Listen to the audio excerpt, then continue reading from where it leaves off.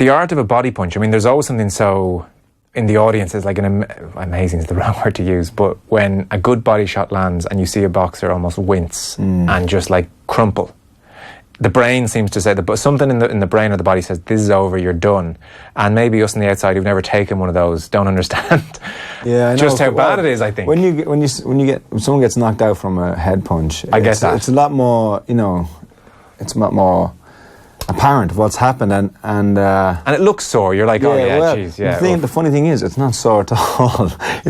The guy who's been knocked out doesn't even know it's happened, and the next thing he's just waking up, and you don't usually feel it. You don't see it. The punch that'll knock you out, you don't see. Yeah. But the body punch is one you feel every inch of, and it's like excruciating agony, and it's only maybe 20 or 30 seconds. And once that time passes, you're up and you're completely fine, and you're walking around and you're chatting like away, but just for that short period of time, it's like you're in the world of pain. And is it the same as being winded? Like I've been winded playing football, but I wouldn't describe being winded as agony. No, it's like being winded, but it just, I don't know. It's hard. You can magnify it by 10. I don't know how to describe it.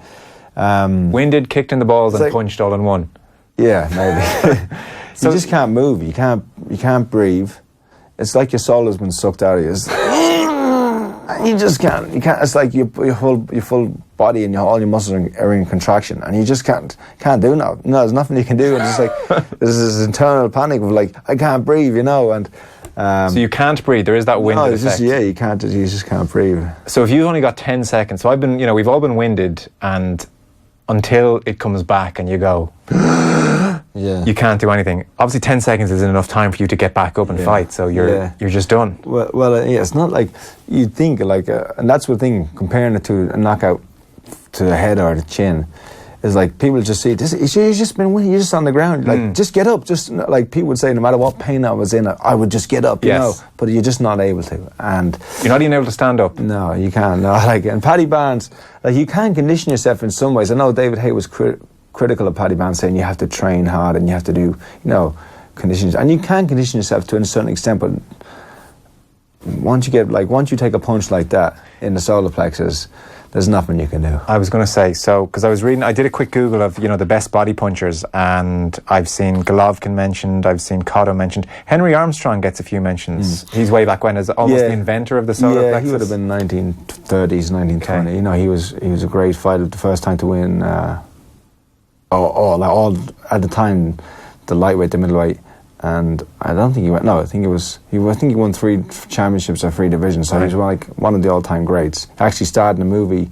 He actually starred in the movie of his own life story, which is a funny little thing. What is it with boxers and ego? And I was reading Mickey Ward as well. Apparently, was brilliant, and there was a piece where it was Manny Ward was in the corner. And throughout the round 9, he implored Mickey Ward to return to the punch that had gotten him there, the punch that he had crumpled Gatti at the beginning in the punch that had crumpled Gatti at the beginning of one of the most iconic rounds in modern boxing, the left hook to the liver. So it's interesting there that Ward he liked hitting the liver, and there's the solar plexus one as well. So how many points in the body would you target? Those two particularly,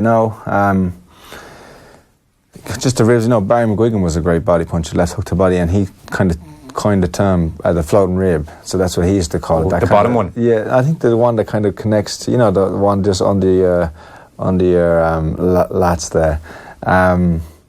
When you watch fighters when the ones you mentioned, like Cotto and Mickey Ward especially, they would kind of set it up where they were like from the left hook, they would touch the head and bring your hands up, so they would touch the head and go downstairs. And actually, Paddy Barnes in his last fight, I think his opponent's name was Cusada.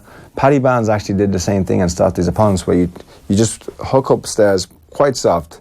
With your right hand? They would have been left-handed. Okay, so hook with the left. And as they bring their hands up, drop it. With the left again? With the left again on the same hand side. both times. At a different pace and with a different pressure.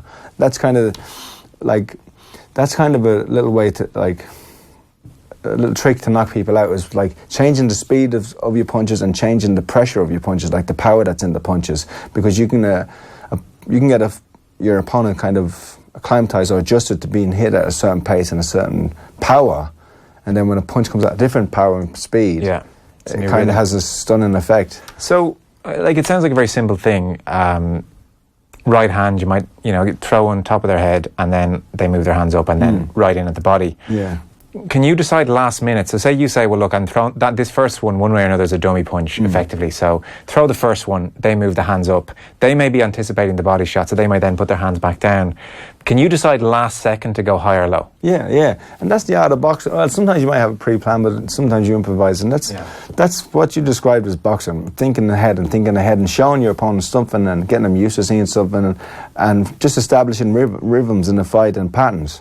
And that's boxing, really, Did you prefer taking a solar plexus punch or a liver punch? I would have took a liver one all day. The solar plexus for me is the hard one.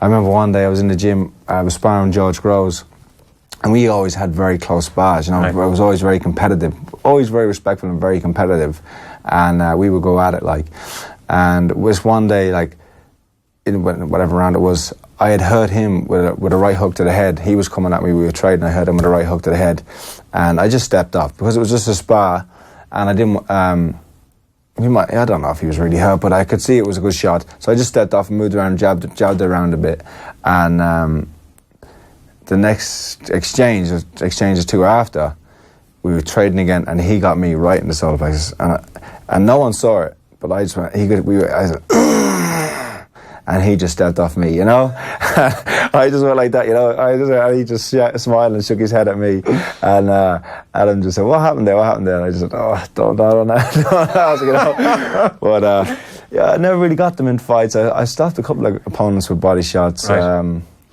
But, I was always known for the right hook. But I had a couple for me, as a southpaw, the left uppercut to the body, when they jab from an orthodox stance, it was always good. And it was a punch that Zora Ante used to teach us as amateurs. So they've jabbed their left? They've jabbed their left, and you step out to your right and bring your left uppercut straight into the solar plexus. It's a tough one, yeah. Yeah, especially when, as you said, they've pointed. Yeah, and they're so open when they throw the worst time to ever take a shot, receive a shot, is when you're throwing one yourself. Yeah, okay. Well, in fairness, that brings a new appreciation to what Paddy Barnes took there. It's no fun. And you could see him in the interviews. He was devastated emotionally.